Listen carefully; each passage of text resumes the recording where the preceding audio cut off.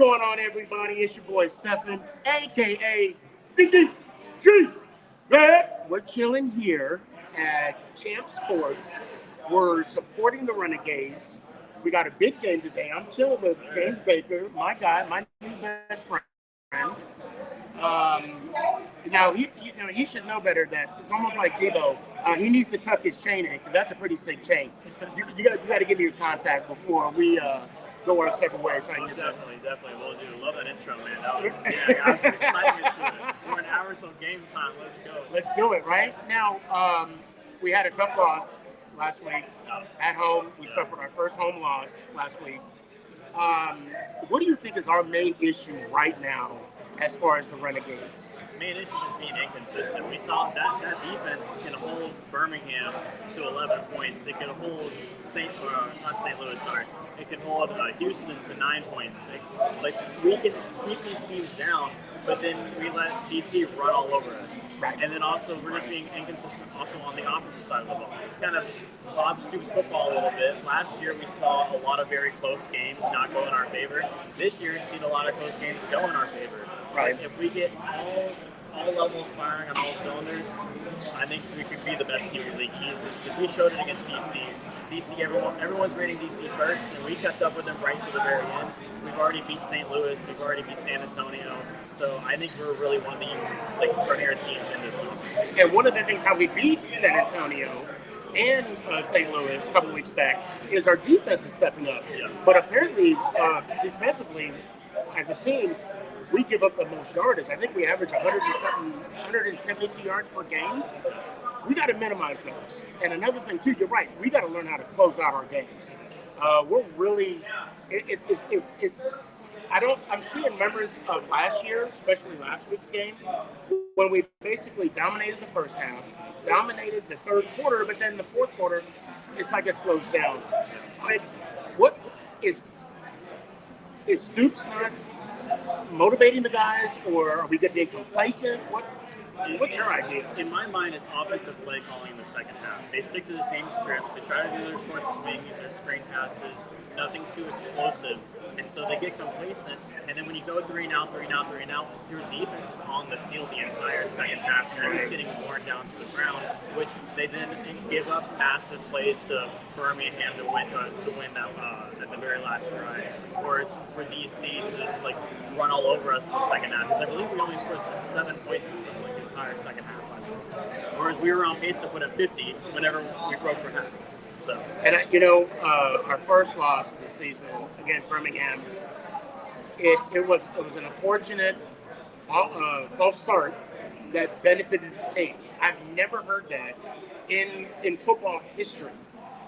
You actually had a penalty offensively. It was fourth down, but they were able to convert. I mean, I think we need to put more emphasis on basically getting the offense off the field of the opposing team. Well, and it's also crazy that you mentioned that penalty because there's a DC fan event and a fan asked the question to Moose, what's going on? Is this going to change? And he said the morning after that happened, they revised the rule book and now the coach will have the option to decline that penalty. So if that game were to happen, and we saw it happen again against Birmingham, because Houston, technically, if you saw their right guard false started whenever Jalen McClendon threw that final interception, right. They didn't even go back and review it because they knew that they already changed the rule book. And so boom, those games. So Birmingham benefited twice on that same scenario. So it cost us, yeah, but then it benefited them the following week. With the new rules. Now we're playing against St. Louis. The hometown hero, Matt Duggan, TCU Hall of Famer, I guess we could call him that prematurely. We're going against him again. Now, St. Louis is tough at home. And that's where the championship game is going to be put at. What do you think are the key events for victory this game? So I do think we're going to see a very different Max Duggan than we saw the first week because, he's not coming in for an injured Manny Wilkins anymore. Right. He's been solidified as a starter. He got a win at home last week. So he's feeling himself right now, and he's a Heisman finalist. We shouldn't take him lightly. So I think the defensive backs need to step up. I want to see Max Duggan's first pass. I want to see him target Gene Harris after that 102-yard pick six. That's going to be a matchup to watch all night long, and how he's probably locking down Hakeem Butler tonight. That's my goal. But he has to be physical too, because Hakeem Butler, we saw had those two massive breakout plays last week against Michigan, and he's known to push off a little bit. So you got to be physical to play up against him at like 6'6", 230. Like he is a beast. And now our quarterback, Jose Perez, I think what we need to do, we need to challenge our offense a little bit more. We need to, like you were talking about the short passes earlier, we need to attack the midfield range. We need to hit the deep ball. Now, don't get me wrong, Day-Day's running the ball great this year. We do need a little more explosive running back action, more yards on the ground, if you will. But I need to see that aerial attack that we're used to seeing Jose that he could do in the normal, on a normal game time. Yeah, so this year they switched it up a little bit. So we have like Kalen as like our big kind of, I would say our workhorse a little bit. We saw him against San Antonio break off a couple of big runs. He's just that big bulldozer straight down the middle. And Day-Day's kind of that change of pace, shifty guy trying to hurdle everybody every single week. Right. But they've opened up the option for Luis to throw those little screen passes and swings. But like you said, now that teams are getting used to it, they're playing us a little bit tighter, a little bit closer. We can hit some explosive plays. So like Isaiah Winstead, going back to the opener, first game of the UFL season, we saw a massive 63-yard pass to Isaiah Winstead. He hit 20.3 miles per hour on that. Like he is quick. He has some crazy pass by this. Who caught the one-hander last week?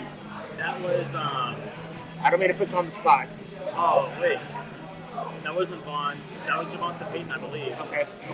Yeah, I believe it was Javonte Payton. I have to go double check.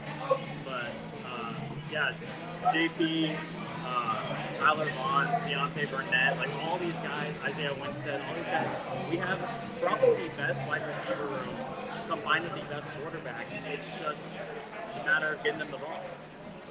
And right now, as a total offense production, we're hitting over 1,500 yards.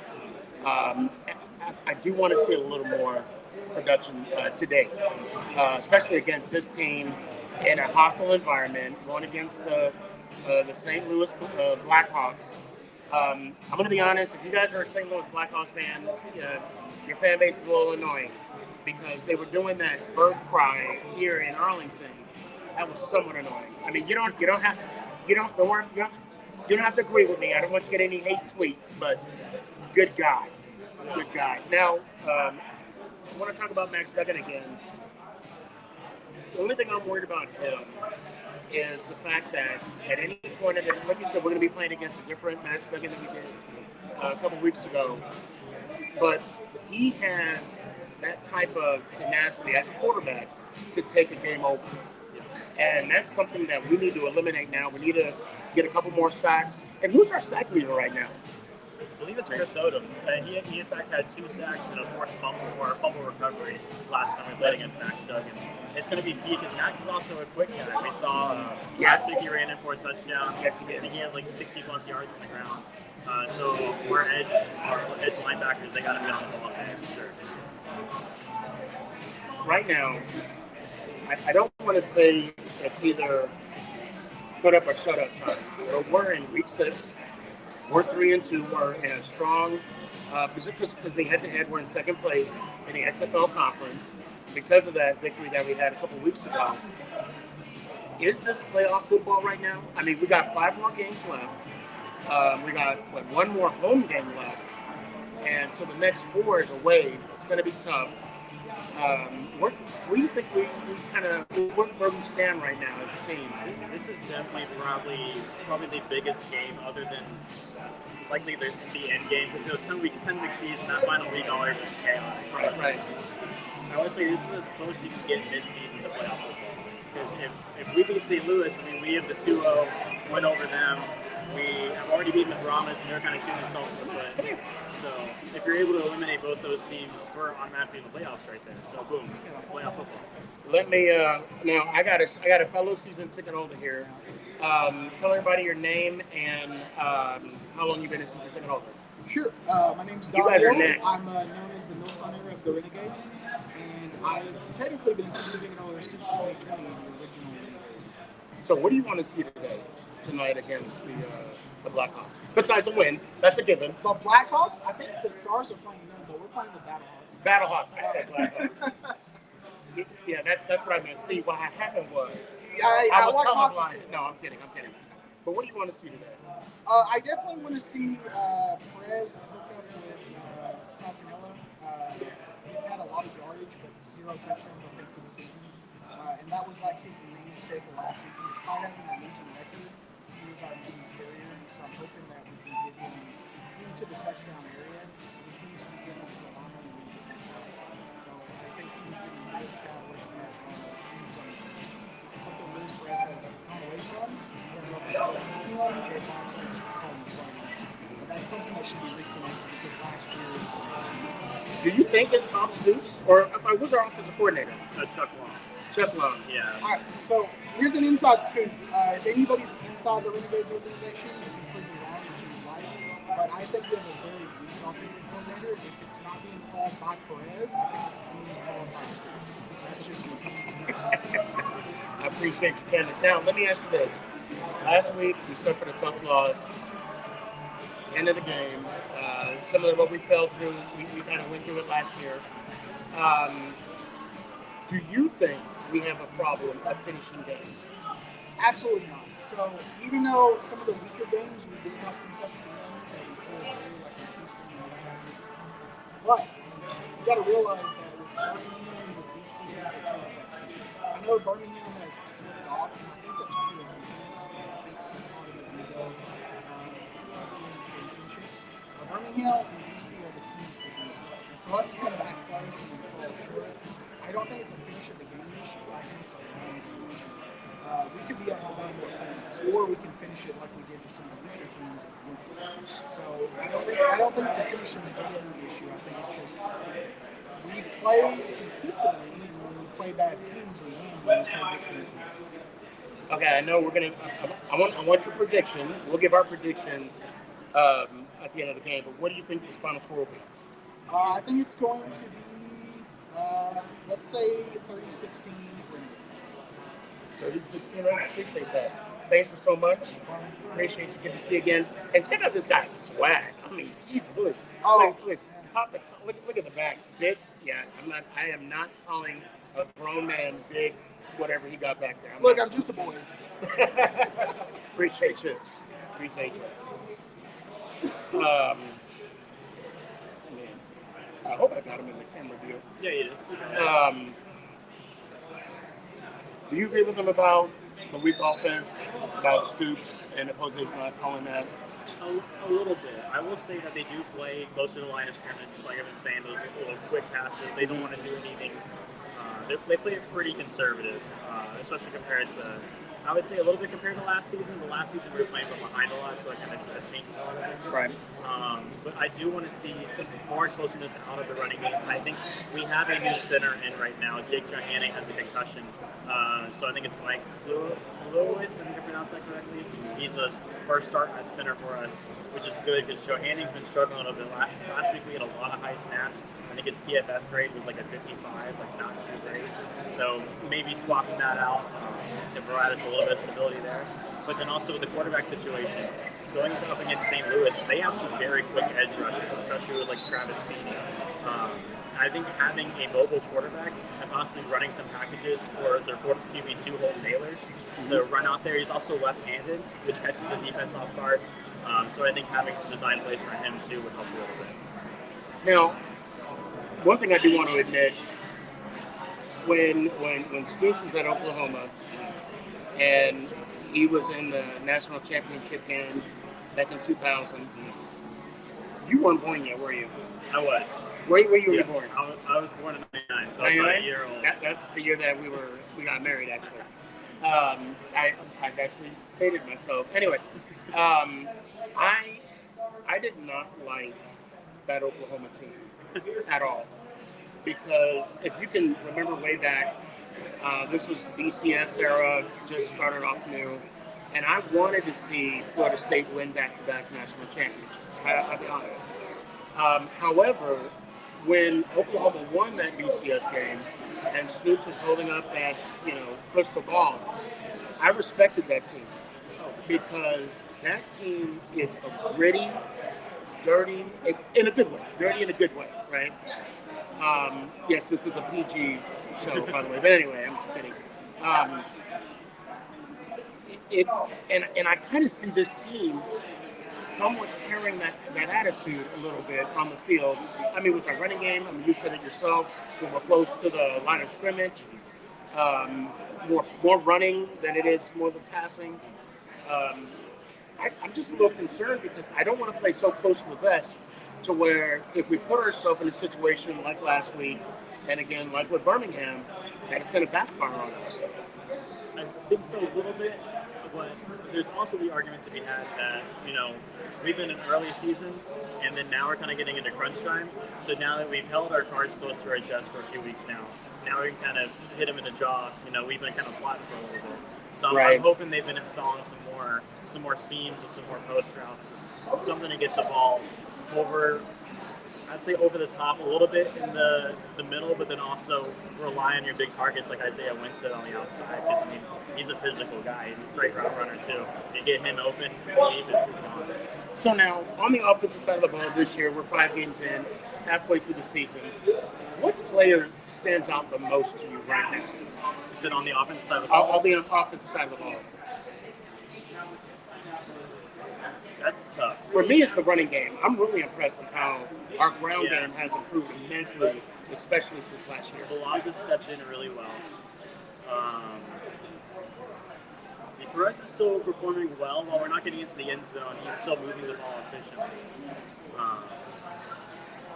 I would give it to Kalen Balaja at the current moment for running back. Yeah. So, there's an argument to be made for Isaiah Winstead, but I think he needs to see a little bit more targets. But his production per target is really good. So it has potential to change throughout the year, but right now, Kalen Balaja is on there. Now on defense, who are the most outstanding players on defense that you've seen so far? One, easily Chris Odom. I don't know, like all UFL player, Michigan lets him go, just walks onto our team. And for me, with 2 sacks last time we played Max Duggan. Ajene Harris, the 102-yard big six to seal the game against Max Duggan. Which is a record in UFL history. He had a couple of picks last week, one that was called back. So he's a clear contender. Then always Donald Payne, our career tackle leader, just always getting in there. I expect him to be on Jacob Saylor's tonight. And for me, like, it's going to sound weird, but our punting game, Brian, if you got a second, our punting game is phenomenal. Marquez King, which is. I got to bring my ticket guy here, Brian. Hold on, I got to put a Renegade shirt on. Okay, all right, he's going to come right back. I've been bugging him all week. I'd be doing him a disservice if I didn't at least bring him on for a second. I have a confession. I met Marquez during that pickle chicken place a couple weeks back. I did not realize he was the punter for the Raiders. Oh, shoot. That's my fault. No worries. I did not realize he was the punter for the Raiders a few years back. Oh, yeah. Multiple Pro Bowls. Like, he was a... Yes. Yeah. And I've noticed, when I see him on the field and I see him do his craft, I'm shocked he's not in the NFL today. Yeah. I mean, I'm thankful because he's on our team. But I got to bring on Brian real quick. Brian, come here. You put up with my ass all week. The least I could do is bring you on the show. What's happening, everybody? This is my ticket guy, mad love, mad respect. Matter of fact, what's your name and what's your function with the team? So I'm Brian Goldsmith. I am a sales and experience. Well, I'm an account executive at the Arlington Renegades. But more importantly, I'm a Guinness World Record holder. That's right. Fastest marathon in football equipment. Dallas Marathon 2024. And you also did the America Wrestle Arena, right? I did. I ran 77 laps around this arena in a Luca outfit. It's all for fundraising, and but we'll keep it Renegades today. What was your cause before we go back to running? What was your cause? Yeah, we fundraised for the Luca Foundation. So I thought it'd be cool with all the negativity around Luca, like the Fire Nico and all that stuff. I wanted to, we're still live in Dallas, love the Mavericks, and wanted to do a positive event. So. And in a couple of weeks, if I'm not mistaken, you have another event wearing a lacrosse gear for Right. half a marathon, right? Yeah, I'm originally from Buffalo, so Okay. I'm flying back to Buffalo, New York, and it's called the Buffalo Bandits team. Yep. And it's for those who don't know, it's called box lacrosse. It's like arena football, just lacrosse version. I'm a Mammoth fan. Yeah, a little Mammoth fan. Oh, okay, Yeah. cool. Yeah. Yeah, so there you go. So the Bandits are, and you'll attest, they're one of the best teams in the league. They're kind of like the Battlehawks of the NLL. They outdraw like. I mean, the Mammoth did one a couple years ago, but that's either here nor there. Yeah, the Bandits won last year, so yeah. Oh, okay. Yeah. I didn't know that. I didn't know. But they draw like 18,000 a game. It's pretty crazy. So I'm going to wear a full Bandits uniform and try to break the half marathon world record and throw across. Doing it for the animal shelter in the city of Buffalo, where I got my dog. Oh, awesome. I got to say that I do social media stalk you. I watch your social media. Appreciate I saw it. your stories. You too, James. I stalk you too. Just watching you work out makes me tired. I'm just giving you a heads up. It's one of those things that we all have our stuff, right? And that just, for some reason, that's my thing. I got to get it out of me every day, and we do it, you know? And mine's coffee. I like it. I appreciate you. Hopefully, I'll be able to snag a picture of that trophy over there and share it with people. Want to go get it? Go get it. Okay, yeah. Bring it over here, All right. yeah. Well, hey, there we go. So I have a question about the trophy. I'm trying to figure out, is San Antonio should technically have the trophy from winning last year? So do they make duplicate trophies? Or is, No, we keep or that. is this That's like- ours. So you're saying there's two trophies, two XFL. Well, yeah, I guess they remake it for every year. So because you want to build up your trophy case. True, but also there's like the Stanley Cup, like they pass it. Oh yeah. Oh my God. Here we go. This is. Okay. Oh my goodness. Oh, it is not light. So Goldie, I got a question for you. Go. Does San Antonio also have a trophy and there's two of them? No. This is literally the only trophy. I'm not gonna drive it. So I swear to God. the only trophy. Yeah, You heard it here. yeah. San Antonio does not technically have a trophy.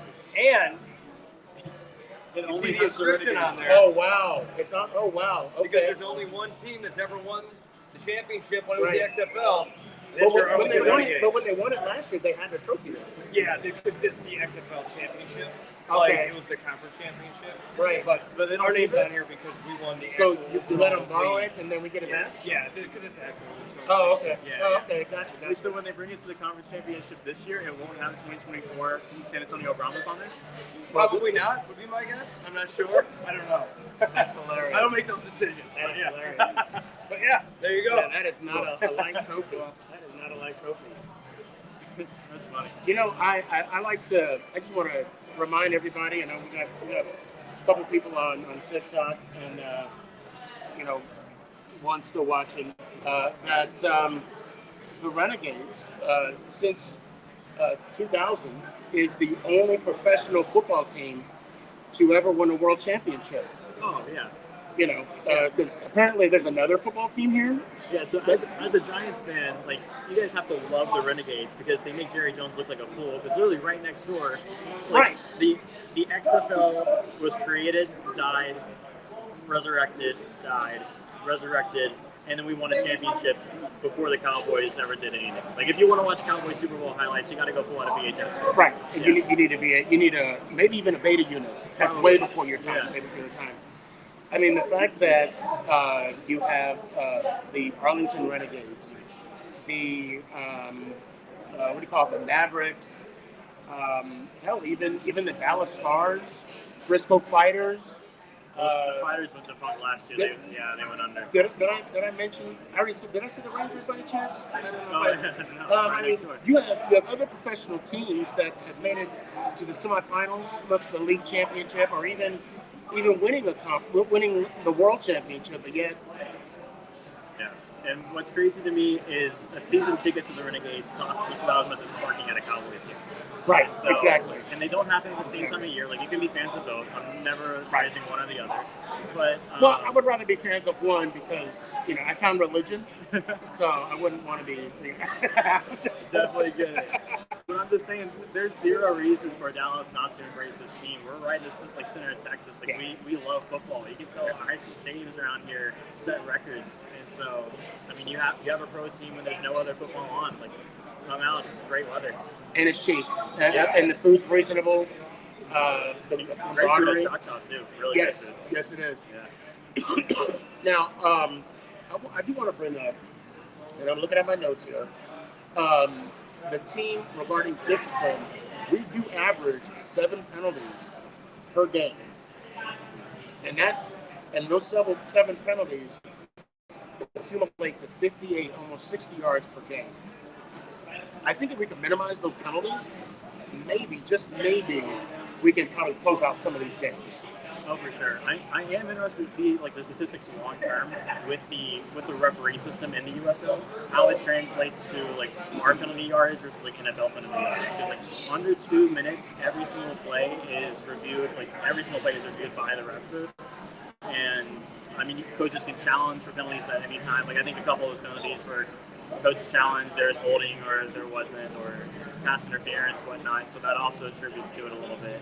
And so I think on average we're going to see a little bit higher than other leagues, but you definitely got to minimize. We just got to minimize the mental mistakes, like false starts. There's zero reasons why at the professional level we should be false starting multiple times a game. Or too many men down the field. Yeah. Although I'll say that one penalty that we got caught, they were slick about it though. They were somewhat slick. I think we also had like a 12-man on the field penalty, which like come on. Well, that's what I'm talking about. Yeah, he was running off, and you just gotta run quicker, man. You don't let off the gas stick on the sidelines. And one thing I love about the UFL, they have that super challenge. Yeah.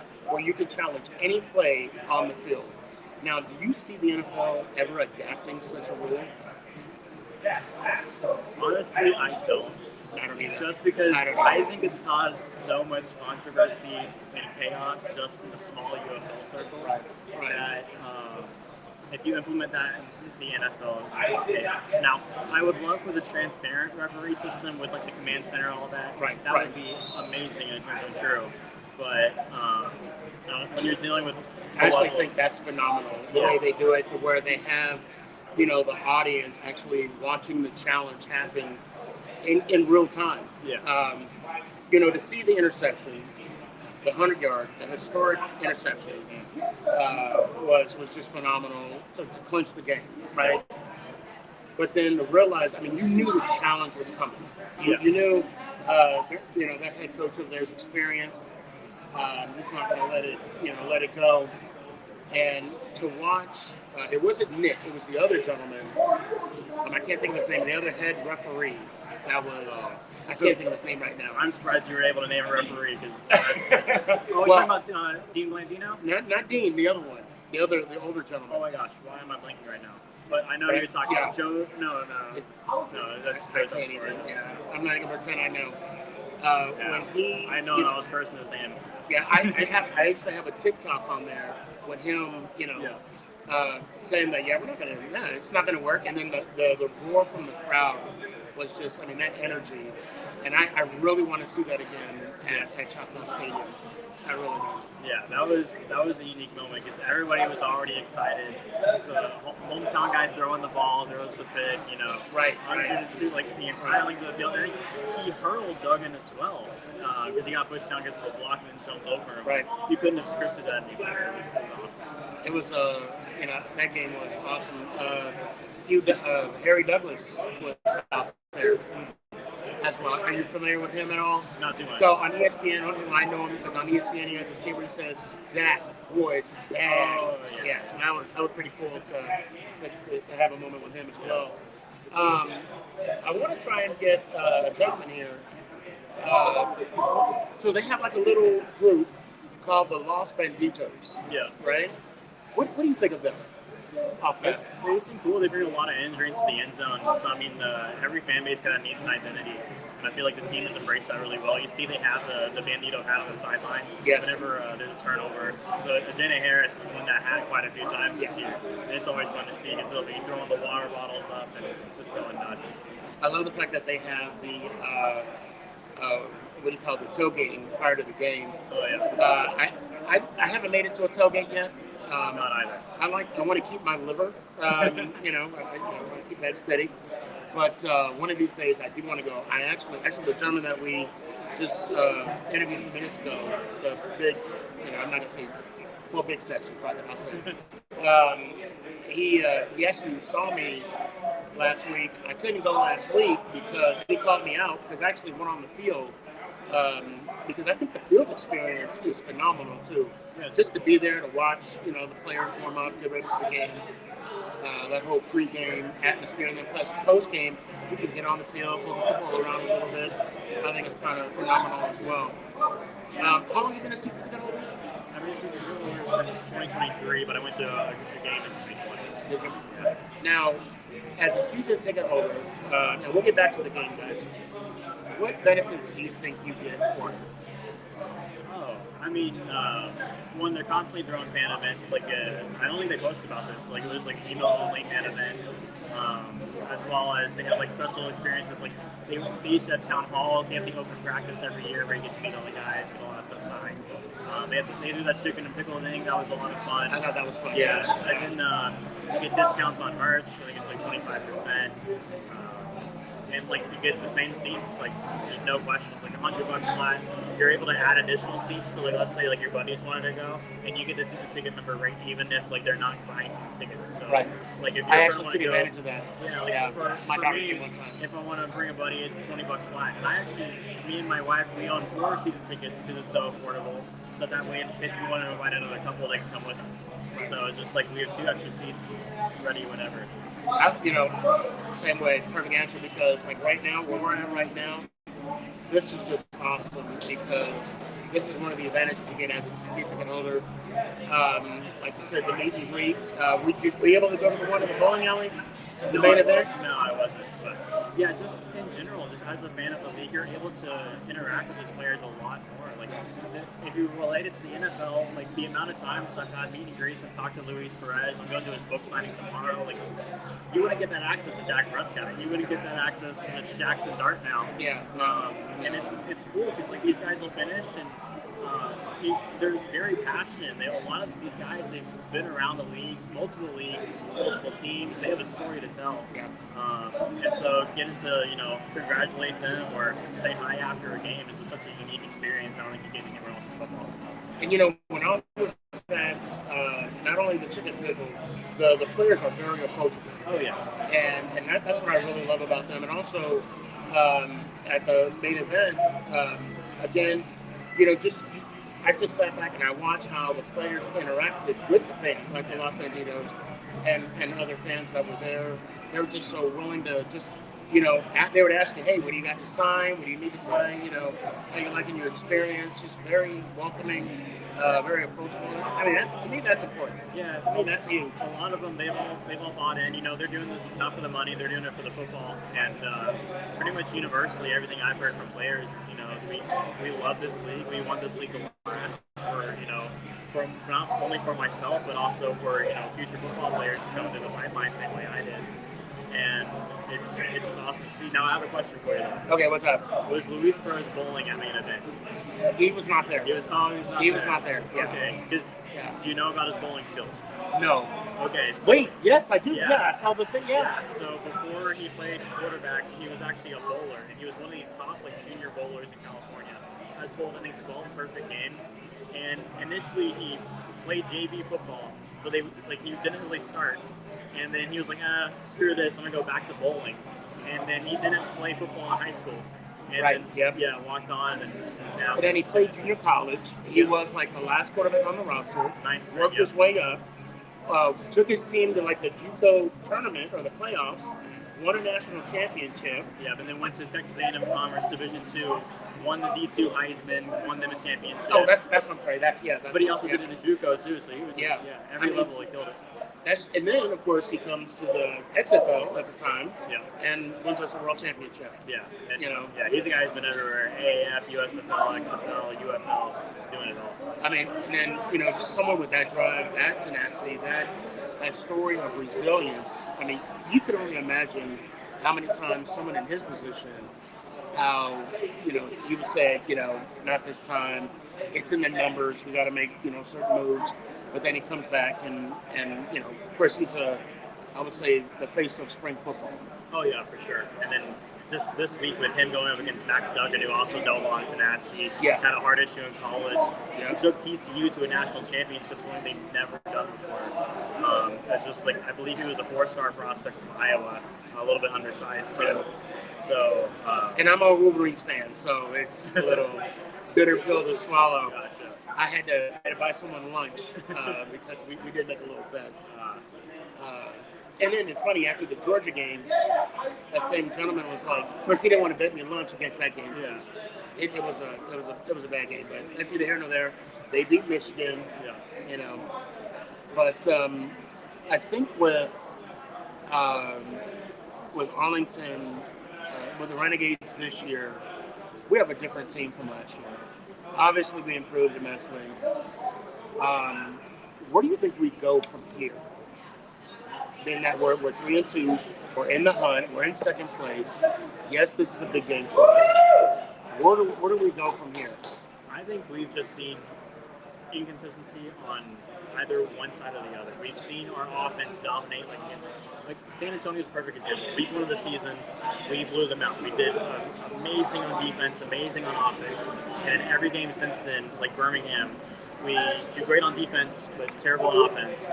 St. Louis, a couple of things came together, but then our defense kind of fell apart towards the end, and then we got that pick 6, and all was said and done, we got out there with the win. DC, our offense is playing well, defense kind of flustered. So if we can just finally get everybody on board and firing on all cylinders, we got this. Like, there's zero question about that. We have one of the most talented, one of the most experienced teams in the league with one of the most experienced head coaches. It's just either one side or the other gives out. And St. Louis is going to be an amazing test because that's also a team packed full of talent, but also with a younger head coach with Anthony Beck and a younger quarterback with Max Duggan. It's up to our coach to find a way to game plan against them. And who's our defensive coordinator? Oh, God, but why am I blanking right now? Didn't I mean to put you on the spot? Why am I blanking right now? Chuck Long, Bob Stoops. Man, I don't know why I'm blanking, but I can't think of his name. I mean, that's something that I should know as well. Being that we're all super fans. Yeah. And any day of the week I know. I'm a former quarterback, big offensive guy, so Chuck Long always comes to mind. But then, see, we got Long offensive line, Long's working quarterbacks too. Yeah. So you said you were a former quarterback? High school. So yeah. Me too. So when's the last time you played football? Oh, we're all like 2017, 2016. Yeah. What do you miss the most about it? Honestly, just kind of just slinging it, man. Like right? it was fun. Because I was smoking like a true quarterback. I was a backup quarterback, so we were just up to no good. We would just be slinging the ball around, going there for a couple plays, and then go right back out, and then doing whatever. Typically with the kickers, I would be returning their field goals, throwing it back to them, or just running through basic drills. And honestly, the film room too. The preparation. Yeah. I was the big film guy. Actually, one of our games, I got to work, and I was the co-offensive coordinator because I was in the film room constantly and had a good rapport with my OC. And so I would take my lunch, and I wouldn't really eat in the cafeteria most days. I'd just go watch football. And no matter what level of football, even my wife will tell you, I watch CFL, indoor leagues, UFL, NFL. And man, if there's a high school game on TV, screw it, I'll watch it. I really don't So care. you and I have that in common. I too am a football connoisseur. I will watch CFL football. But see, it's weird though for me. I have to have a team. Yeah. And I hate bandwagon teams, right? I mean, for God's sakes, I'm a suffering Giants fan right now. And Colts. I mean, it's been a little bit for the Colts too, right? And you want to have that dedication for your team, and you want to root for your team. That's why I like being a Renegade fan. In the IFL, when the Frisco Fighters was here, enjoyed them. Hopefully they'll come back next year, but there's some rumors of it, so it's got to stay positive. Yeah. There's San Antonio, so there's at least still a team in Texas. Right. But, yeah. But yeah, I too. I love football, and I'm going to tell you. So I, played high school football. That's on my note for sure before you were even born. Um, but I also played, semi-pro when I was in Germany, and then there was a league in Arizona that I played. What I miss the most, I will say this, it is the huddle. It is when you're in the huddle and you call a play, and you got 10 other guys looking at you, and you have one goal. That's to get 6 points. And to finish the game out, to get the yardage, to do whatever you need to do to win the game. And I think people forget how hard it is to win a football game. Yeah. I mean, especially now with the UFL this season, I really haven't seen as many blowouts this year. I mean, correct me if I'm wrong, please. No, you're pretty right. And a lot of unders have been hidden too, which ESPN talks about all the time. Yes. But yeah, there's been very low scoring up until recently. And I think that is a big part that we have a quick training camp, like quick turnaround, no preseason games. There's kind of everybody's flown into Arlington, a couple weeks of practice, and then boom, it's game time. And so I really think that kind of first week or two of UFL season, you could really consider preseason, even though the records do count. But yeah, because I've had a couple of friends who, they tuned in, they're like, the football wasn't the best, but then last weekend was just spectacular. Right. Record numbers. So, yeah. I mean, scoring numbers. Yeah, and I'm hoping this game kicks off another great weekend of football. It was a Friday game last week, if I'm not mistaken, Yeah. where it was back and forth Yeah. for like the last 2 minutes of the game. Yeah, the Battlehawks Panthers, that was a crazy one. Yeah. Let's hope that we can slow them down, and that doesn't happen with us. So this right here, this game, does have some heavy weight on it when it comes to the playoffs. Would you like another beer? What do you think is our main? I probably asked you this 2 minutes ago, but I mean, what's the main thing we need to do to pull out this win? So, a big thing that people downplay a lot is I know these guys have a lot of experience. A lot of these are SEC Power 5 guys, former NFL guys, so they're used to playing in front of crowds. I'll admit it.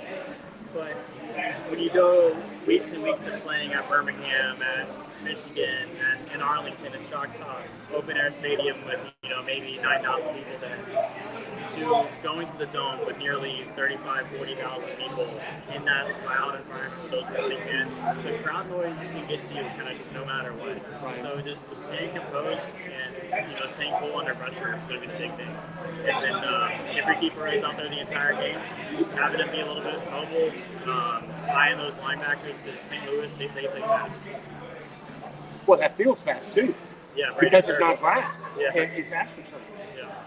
I know the fact. The reason why that stadium is rocking is because they're trying to give a big middle finger to the NFL for what they did to them by taking the Rams and moving them to Los Angeles, and then of course they win the Super Bowl. And that apparently they took that Super Bowl banner and everything with them. Oh yeah, I believe so. They took everything. Yeah. Kind of the same thing what the Thunder did with Seattle. Yeah. So I think we're probably going to be ending it soon. What are your final thoughts for tonight? And please take your time for today's game. And at the end, give me what you think the final score will be. But what you got? I think today's game, like I said, St. Louis plays fast. They have a nasty linebacker core and also defensive line. I know Pita Tomafeno was limited in practice all week. Was kind of questionable for the game. I think he's active tonight. So I think running the ball is going to be pretty difficult to establish. But I think it's up to Perez to stay a little bit mobile, be able to get outside the pocket and deliver the ball to our playmaking wide receivers. And then on the defensive side of the ball, just staying composed, staying physical, because those big Battlehawk wide receivers like Hakeem Butler at 6'6", like Frank Darby, these are former NFL guys, tons of experience. They know how to take the ball into the end zone. Like Hakeem Butler had 2 catches last week, 124 yards, 2 touchdowns. So we got to stop those big plays, because if you take away the big plays, they kind of fluster. You see Max Duggan on third down. His instincts aren't quite there. He's not able to deliver the ball downfield, not the strongest passer. Right. So he has to rely on the legs. And so we also need that speed from our linebackers too. And I think Donald Payne has the speed to get that done. Okay, the $1 million question. What's the final score? I think it's going to be a little bit lower scoring than what people believe. So I'm going to go with like 26 to 18. I should have asked, do you know the over-under? I don't know the line. I know that St. Louis is favored by 2.5. Okay, okay. I don't know the total. So for me, it's about how, again, disciplined we can be on the field and offensively and defensively, minimize the penalties. I want to see if Perez can put the ball down the field. I love to see Day when he runs, because when he breaks those runs, he's shifty. It's almost like a slam dunk in a basketball game. It lifts the team up to other heights. And I want to see Paul step up a little bit on the defense. I'd like to see him get a little hit, maybe once or twice. But if we can minimize our mistakes regarding penalties, and I will say that I could easily see this being like a 24-20 kind of game. You know, like I said, we have a tough defense. We got to stay physical, and we cannot let Max Levin control the game. Yeah, we can't let him run all over us. No. That's the big thing. Him and then also Sailors. Like we were talking about, former Giants guy was on their practice squad a little bit.